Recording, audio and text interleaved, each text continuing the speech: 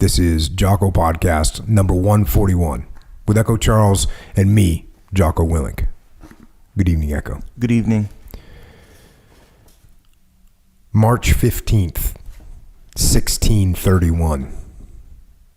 Most loving and kind Father and Mother, my humble duty remembered unto you, trusting in God you are in good health. And I pray, remember my love unto my brother Joseph, and thank him for his kindness that I found at his hand in London.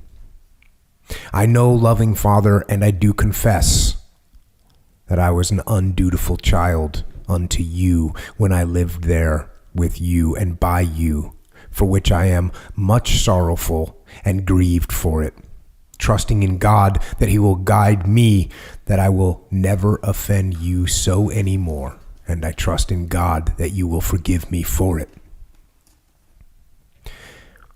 My writing unto you is to let you understand what a country this New England is where we live. Here are but a few Indians. A great part of them died this winter. It was thought it was of the plague. Here is timber good store, and acorns good store, and here is good store of fish, if we had boats to go for it, and lines to serve fishing. People here are subject to diseases. For here 200 odd have died of scurvy and of the burning fever, and beside as many lie lame. All Sudbury men are dead, but 3, and 3 women, and some children. Here is no cloth to be had, to make no apparel and shoes. So I pray, Father, send me 4 or 5 yards of cloth to make some apparel. And loving Father, though I be far distant from you, yet I pray you remember me as your child. And we do not know how long we may subsist.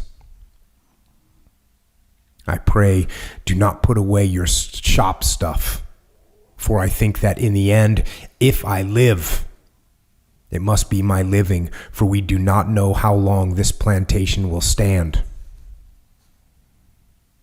God hath taken away the chiefest stud in the land, Mr. Johnson, and the Lady Arabella his wife, which was the chiefest man of estate in the land, and one that would have done most good. So, Father, I pray, consider of my cause, for here will be but a very poor thing, no being, without loving Father, your help with provisions from old England. I thought to come home in this ship, for my provisions were almost all spent, but that I humbly thank you for your great love and kindness in sending some provisions, or else I should, and mine, have been half famished. But now I will, if it please God that I have my health, I will plant what corn I can. My wife remembers her humble duty unto you and to my mother, and my love to brother Joseph. Thus I leave you to the protection of Almighty God. Watertown, New England. And that is an unsigned letter from, as I said, 1631. So these are settlers coming into New England.